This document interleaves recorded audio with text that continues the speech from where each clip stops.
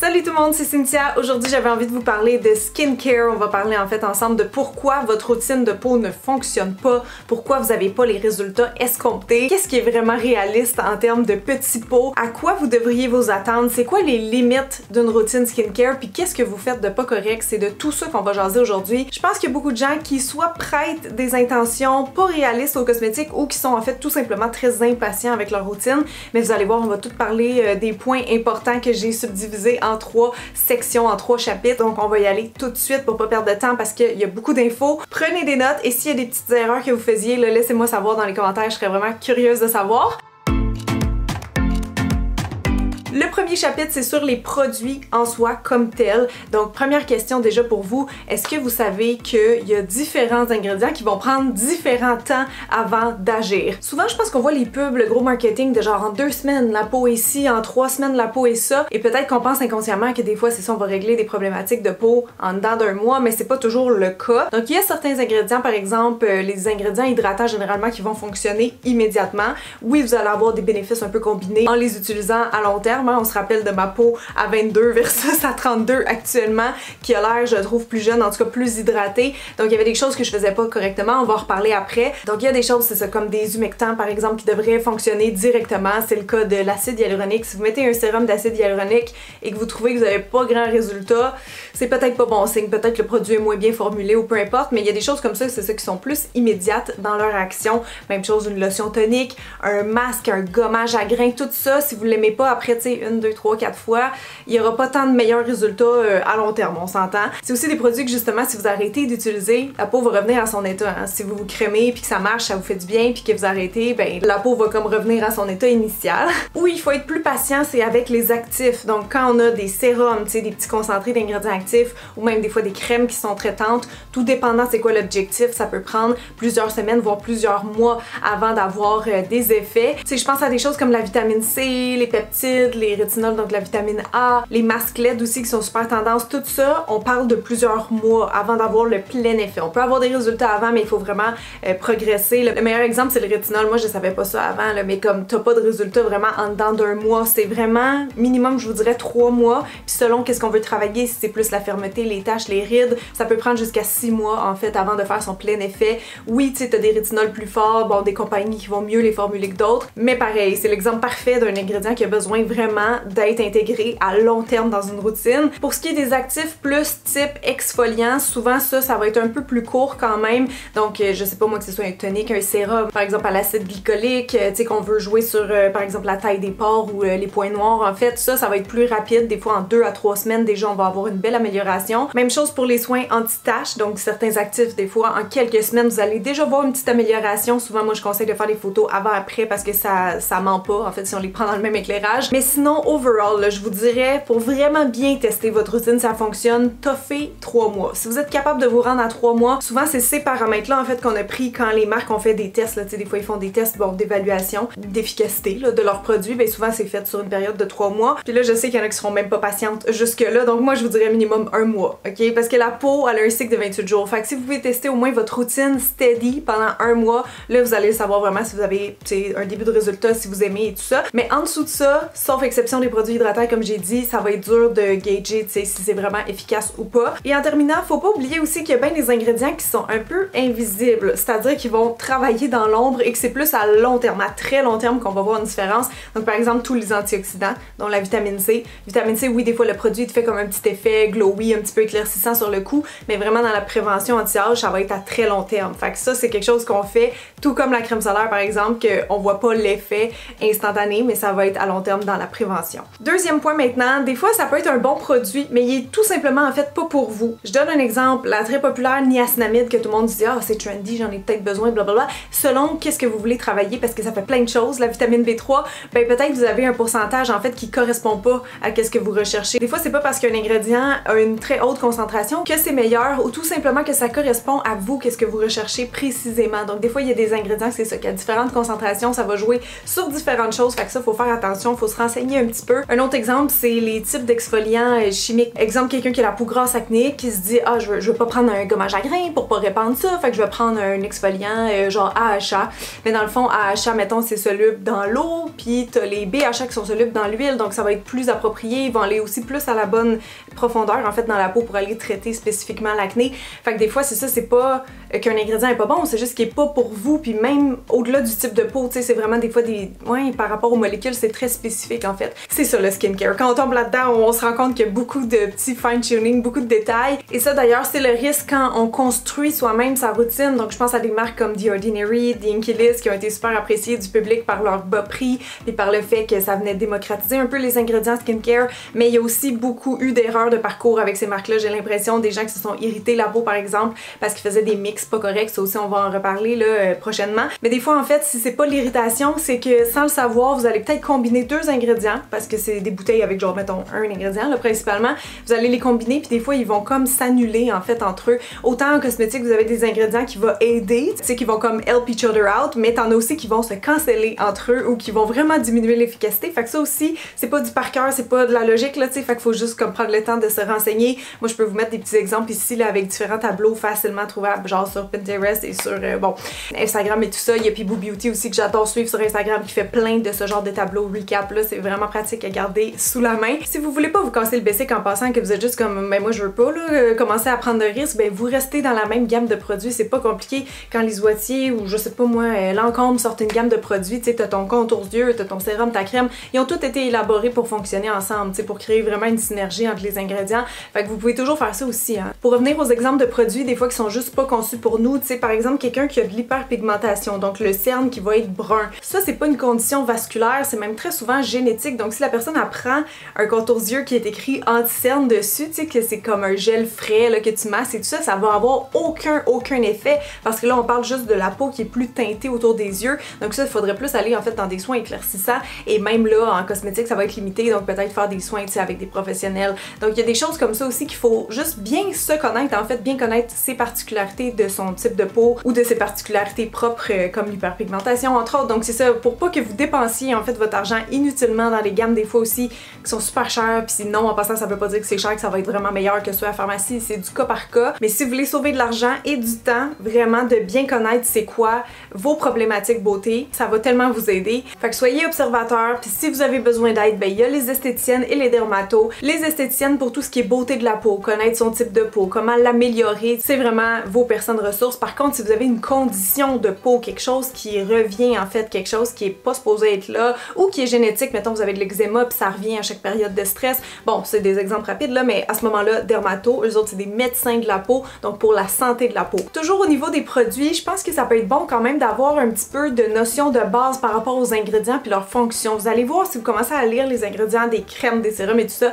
il y a souvent des ingrédients qui reviennent. Là, si on prend par exemple la grande catégorie des hydratants, il y a quand même différentes classes en fait d'hydratants. Vous avez les humectants, vous avez les émollients puis les occlusifs. Puis ça, déjà de comprendre ça, maintenant que vous avez fait votre analyse de peau plus en détail, ben ça va être vraiment pertinent parce que là vous allez pouvoir savoir les ingrédients se trouvent dans quelle catégorie. Donc je vous donne un exemple. Quelqu'un qui se trompe entre elle a la peau déshydratée puis la peau sèche, parce qu'avec la peau déshydratée on a aussi du tiraillement par exemple, si elle commence à prendre une crème qui a du beurre de karité ou tu sais qui a des huiles, des beurres végétaux qui sont souvent plus nourrissants en fait. On est plus dans le lipide que dans le haut, mais la peau déshydratée c'est comme quand on a soif là, on a besoin d'eau. Ben là ça se peut que vous vous tiriez dans le pied en fait avec votre routine, vous allez peut-être avoir même des points noirs si vous avez une peau juste normale déshydratée comme la mienne, tu sais, ça va être juste trop riche en fait pour vous. Peut-être vous avez juste besoin des produits qui sont plus humectants, donc de l'acide hyaluronique par exemple qui va venir vraiment comme attirer l'eau puis la garder dans la peau. Au moins si vous savez un peu les ingrédients font quoi dans une formule puis que vous regardez vraiment comme les 10 premiers c'est quoi, ça donne pas 100% de la réponse mais ça donne quand même déjà un indice en fait. Est-ce que cette gamme là, tu sais, vous devriez la choisir plus qu'une autre par exemple. Puis aussi comme je disais tantôt, ben de bien connaître les ingrédients, ça évite aussi justement de faire des mauvais mix ou au contraire on peut faire des bonnes associations. C'est pour moi par exemple, ben justement la vitamine C puis la crème solaire, ça va faire un super duo anti-âge. Souvent j'entends encore des gens dire comme on peut pas mettre la vitamine C le jour, mais oui en fait totalement, surtout si vous utilisez un rétinol, faut pas les mettre ensemble back à back, tu sais, fait que des fois quand on peut pas en fait mettre deux ingrédients ensemble, combinés, ben d'en mettre un le matin, un le soir, ça va donner plus d'efficacité puis moins d'irritation souvent. partie 2, maintenant, on va parler des gestes. Donc après les produits, c'est quoi vous, en fait, à la maison que vous pouvez faire qui va avoir un impact sur les produits, un impact positif? Premièrement, évidemment, laisser le temps aux produits d'agir, comme j'ai dit tantôt, mais c'est vraiment une idée, en fait, d'être persévérant. Donc de pas utiliser ces soins seulement 2 fois par semaine, puis hop, un matin, un soir. Non, matin et le soir. Encore là, les tests cosmétiques, ils ont été faits, par exemple, sur 3 mois, comme j'ai dit, mais matin et soir. Tu sais, c'est un usage régulier, constant. C'est comme toute dans la vie, tu veux avoir des muscles, ben il faut que tu ailles comme souvent au gym, pas juste une fois par année. Fait que ça, c'est une erreur très fréquente que je vois, soit que les gens laissent pas le temps aux produits d'agir, ou en fait qui sont très changeants avec leur routine. Genre, j'avais une influenceuse qui me parlait de ça cet hiver, puis ça était tout le temps comme on the go, fait qu'elle avait pas toujours les mêmes produits. Tu sais, ça devient un peu compliqué, là. Aussi, le fait d'utiliser justement trop de produits, ça va pas nécessairement être bénéfique pour la peau. Oui, si c'est une routine qui est bien bâtie, tu sais, qui est bien vraiment conçue pour vous et tout ça, mais des fois de juste prendre 100 millions de produits dans plein de marques différentes, que comme je dis en plus, il y a des risques d'interaction, c'est vraiment pas winner, là, je vais vous le dire. Je pense que si vous avez de la difficulté à vous en tenir juste à, tu sais, je sais pas moi, les 4-5 mêmes produits matin et soir, ce que vous pouvez faire peut-être c'est du skin cycling. Donc en faisant ça, vous allez avoir plus une grande variété de produits, vous allez pouvoir peut-être plus utiliser tous vos coups de cœur ou vos nouveautés que vous voulez intégrer. Mais skin cycling par exemple, ça va être un soir que, tu sais, on fait l'exfoliation, un autre hydratation, un autre rétinol, après une autre hydratation, un autre rétinol, tu sais, on varie un peu, mais c'est qu'il y a une constante. C'est pas genre je fais n'importe quoi aux 2-3 jours, c'est comme vous faites un petit tableau là, puis vous le suivez quand même à la lettre, matin et soir. Puis ça se peut, oui, qu'un jour la routine que vous avez convient juste plus. C'est pas nécessairement que votre peau s'est habituée, peut-être dans certains cas ça peut arriver, mais je pense plus que, tu sais, mettons passé 30, là, je veux dire, tes signes de l'âge ils apparaissent là, de même, là, dans 20 ans, tu faisais pas attention. Fait que tu sais, il faut rester comme à l'affût de ça, mais c'est pas nécessaire de changer aux 6 mois non plus là, sa routine, vraiment pas. C'est juste que des fois, si on a déjà une bonne routine d'hydratation par exemple, mais qu'on veut lutter contre les signes de l'âge, ben là on intègre un rétinol progressivement là, de la bonne manière, hein. Vous savez, j'avais fait une vidéo là-dessus. Mais bref, faites les ajustements nécessaires si besoin, en temps et lieu, puis après ça, restez, genre stick to your routine. Il faut être vraiment persévérante avec, puis vraiment matin soir c'est important. Petite question sinon pour vous comme ça, c'est quoi l'état de votre barrière cutanée mettons? Parce que si en ce moment elle est un peu irritée, un peu maganée, c'est sûr que vous irez pas où ce que vous voulez aller. Mais ça c'est comme la base là, c'est plate là, mais il faut comme s'assurer que la barrière est en santé puis fonctionnelle avant de se dire ok je me lance justement dans l'anti-âge, dans le rétinol et compagnie. Ou tu sais quelqu'un qui veut traiter son acné, souvent est comme ok je vais prendre un nettoyant, un exfoliant, une crème asséchante là, tu sais tout purifiant, asséchant, mais là si ta barrière derrière elle roche parce que pour quelques boutons t'es venu tout assécher, ben c'est sûr en fait que ça marchera pas, t'auras pas tes résultats désirés parce que dans le processus de guérison de la peau, une fois que ton bouton il est fini par exemple puis qu'il veut cicatriser, ta peau elle a quand même besoin d'hydratation, tu sais ta peau elle a besoin d'être bien balancée. Fait qu'il y a ça aussi à prendre en compte que c'est bien important avant de se lancer dans tout le reste. Ça m'emmène à ma prochaine question, est-ce que vos étapes de base sont bien faites? Est-ce que vous êtes pas en train de décaper votre peau dans la douche à l'eau chaude parce que la peau du visage est beaucoup plus fine que celle du corps comme vous savez. Moi je recommande toujours à l'eau tiède dans l'évier. Est-ce que vous faites un double nettoyage? Est-ce que vous faites un bon nettoyage tout court en fait? Un massage là qu'on mousse la mousse pendant 30 à 60 secondes sur la peau. Est-ce qu'on s'est bien démaquillé en dessous de ça ou si on passe un tonique il reste un peu de produit? Tu sais c'est la première étape, c'est crucial. Donc c'est sûr que si votre peau est pas 100% propre et ça vous le verrez pas nécessairement avec vos yeux nus, mais si elle est pas 100% propre et que vous allez tout de suite mettre après votre bonne routine chère d'hydratation ou anti-âge, vous aurez pas le max d'effet que vous êtes capable d'aller chercher. Fait que est-ce que vous faites bien les premières étapes? Est-ce que votre barrière est en santé? Déjà ça, faut juste comme régler ça. Et dernière question, est-ce que vous faites votre routine dans le bon ordre? Ça m'est déjà arrivé de regarder des routines d'abonnés puis je me rendais compte qu'ils mettaient leur sérum après leur crème, tu sais, pour une certaine raison, ou le tonique après le sérum. Il faut vraiment évidemment y aller dans le bon ordre. Ça c'est, peu importe la marque là, il y a quand même des étapes à suivre. Normalement c'est en ordre de texture, donc si vous avez un sérum, mettons à l'acide hyaluronique, ça c'est une texture gel, vous le mettez sur votre petit tonique hydratant, puis après ça, si vous avez un autre sérum plus crémeux, il irait là, puis bon, l'huile à la toute fin, bon, grosso modo c'est ça. Mais outre l'ordre d'application, est-ce que vous mettez aussi les bonnes quantités de produits? Si vous faites juste un petit pot de crème pour toute votre face, surtout la nuit, no wonder que le lendemain vous vous réveillez avec la peau toute tiraillée, ridée, c'est certain, il faut en mettre des produits, il faut en mettre suffisamment, pas noyer la peau, mais comme ta peau est pas supposée genre tirer comme on tire sur une petite couverte dans un leaking là, à part le rétinol, ok, que ça, oui, il faut juste un petit poids, pas besoin de plus, on veut pas créer d'irritation et tout ça, le reste là, allez-y plus que vous pensez peut-être. Ah puis dernière chose, toujours dans le fine-tuning, mais il y a des ingrédients qui vont pénétrer en fait plus profondément sur peau humide, puis il y en a d'autres qu'on va conseiller en fait de mettre sur peau sèche. D'habitude, vitamine C, on veut mettre sur une peau sèche. Rétinol, c'est ce qu'ils conseillent aussi, mais pour les peaux habituées, on pourrait le mettre sur une peau humide. Tu sais, moi j'aime ça faire un combo quand même acide hyaluronique, rétinol, fait que tu sais, ma peau est pas sec là, quand je mets mon deuxième sérum, si vous comprenez ce que je veux dire. Mais des fois, c'est ça, d'avoir la peau humide, ça va augmenter la pénétration de certains ingrédients. Fait que ça peut jouer en notre faveur comme en notre défaveur, mais ça aussi, ça vaut la peine de s'informer selon quel ingrédient qu'on intègre, comment c'est mieux de l'utiliser, puis en quelle quantité. Maintenant, troisième et dernier chapitre, ça va aller assez vite, là, j'ai en masse parlé, mais vous allez voir, c'est juste comme des petits cues supplémentaires. Mais là, on va parler un peu des facteurs autres. Donc, premièrement, j'ai envie de jaser du mode de vie que vous avez en ce moment. Ça m'est arrivé encore une fois de parler à des abonnés qui étaient pas satisfaites de leur peau, de leur état et tout ça, et qu'en jasant un peu, ben, je me rendais compte que, par exemple, c'était des nouvelles mamans. Qui dit nouvelle maman, évidemment, dit très peu d'heures de sommeil. Puis tu sais, je pense qu'on l'a tous déjà vécu, mais si vous dormez une petite nuit de 3 heures, votre peau, c'est sûr qu'elle sera pas à son meilleur. Et moi, quand je dors pas beaucoup, là, je le vois, mes ridules de déshydratation, ils pop, ok? Fait que le 8-hour beauty sleep, on dirait que c'est comme pas un mythe, là. D'avoir bien dormi, tu sais, d'avoir les traits détendus, tout ça va ensemble. Il y a aussi la perte en eau transépidermique qui se passe pendant la nuit, donc si justement, si on n'a pas bien fait, tu sais, ces étapes ou pas mis assez de crème, ça va vraiment transparaître. Donc c'est des questions de base, mais dormez-vous assez en ce moment? Est-ce que vous vous hydratez bien? Est-ce que vous mangez bien? Ou le soleil, meilleur exemple, tu sais, on le sait, ça fait genre 80% du vieillissement cutané. Est-ce que vous fumez? Est-ce que vous prenez beaucoup d'alcool? Si vous mangez, je sais pas moi, des très grandes quantités de sucre, je crois qu'ils appellent ça la glycation, pardon. Fait que mode de vie, c'est réglé, c'est des choses sur lesquelles on a de l'impact. Par contre, il y a la génétique, que ça, non. Souvent, il y a des gens qui ont des poches, par exemple, en dessous des yeux, donc vraiment un renflement. Ça, des fois, ils ont ça depuis qu'ils sont jeunes, là, parce que c'est de la génétique. Oui, tu peux prendre ton petit contour d'yeux puis venir masser, mais des fois c'est juste pas suffisant.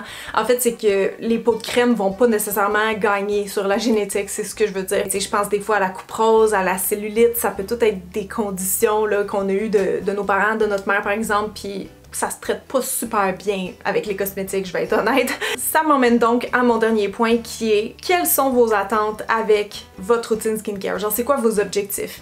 Dites-moi-le là, puis je vais vous le dire. C'est-tu réaliste avec des pots de crème, avec des petites bouteilles de sérum, ou ça va nécessiter le passage chez soit une esthéticienne ou une infirmière injectrice par exemple? Donc si on a quelqu'un vraiment là, qui a une phobie de vieillir, qui veut le moins de rides possible, oui, tu sais, de faire son rétinol, sa crème solaire, l'hydratation, tout ça va vraiment faire une différence à long terme, je vous le promets. Je l'ai vécu moi-même, je le vois sur d'autres gens aussi, mais quelqu'un qui veut pas une ride, c'est sûr que le Botox va être tout le temps plus efficace que les pots de crème, ça fiche ton muscle, ça l'empêche de se contracter puis de faire des rides dynamiques. Donc oui, il y a l'hydratation puis les ridules de déshydratation, mais t'as aussi d'autres rides en fait qui s'installent avec le temps. Puis là je parle de Botox, mais il y a aussi les fillers, tu sais, qu'on peut regagner du volume dans le visage, il y a toutes sortes de choses qu'on peut faire, mais ça dépend, c'est ça, c'est quoi vos attentes. Si c'est des petits fixes, tu sais, des attentes réalistes, j'ai envie de dire, ben les cosmétiques, d'après moi, si vous faites bien là, tout ce que je viens de dire, ça devrait combler vos attentes. Mais sinon, il existe d'autres méthodes aussi qui vont être plus coûteuses, mais souvent plus efficaces. Dans les choses que moi je recommanderais pas tant de passer par les cosmétiques, mais que si vous voulez vraiment des résultats, il faudrait aller chez des professionnels. Il y a tout ce qui est par rapport au contour des yeux, parce que les crèmes, ils ont vraiment leur efficacité limitée pour cette région-là, où ce qu'on fait beaucoup d'expression en fait, donc c'est souvent là qu'on a nos premières ridules. Les lèvres, tu sais, il y a des produits qui repulpent un peu, mais jamais au point de si on avait fait des injections d'acide hyaluronique par exemple. La coupe rose, c'est qu'on a vraiment des rougeurs installées, génétiques, vasculaires. Des fois, la petite crème anti-rougeur à la pharmacie, elle fera pas la job malheureusement. Puis c'est des conditions comme la coupe rose qui s'installe avec le temps. Là. Ça va pas juste disparaître par magie, souvent ça empire quand on vieillit. Fait que ça, des fois, ça vaut la peine d'aller faire du laser par exemple. Fait que voilà, pour ça, je pense que ça vaut vraiment la peine d'aller chez les pros, mais sinon, vous pouvez peut-être vous en tirer avec les produits à la pharmacie ou chez Sephora. Fait que voilà tout le monde, c'était beaucoup de blabla, mais j'espère quand même que j'ai réussi à vous apprendre quelques petits trucs ou que vous avez fait des screenshots, que vous avez pris des notes et tout ça. Puis rappelez-vous, finalement, le skincare, c'est pas une course, c'est un marathon. OK? Ou c'est une course à relais, tiens. Parce que tu vas changer, oui, un peu tes gammes en vieillissant, tout ça, tu sais, tu vas être dans l'adaptation. Tu vas essayer différents produits, mais vraiment bien connaître sa peau puis s'entourer de professionnels s'il le faut. C'est vraiment ça les clés pour moi. Fait que vous me direz si vous avez encore des questions, si c'est des choses qui marchent pas ou si c'était parce que finalement il y avait des petites erreurs que vous faisiez là-dedans. Puis ben j'espère vous avoir aidé. Fait que merci tout le monde. Je repars la clim, il fait 34. OK, bye!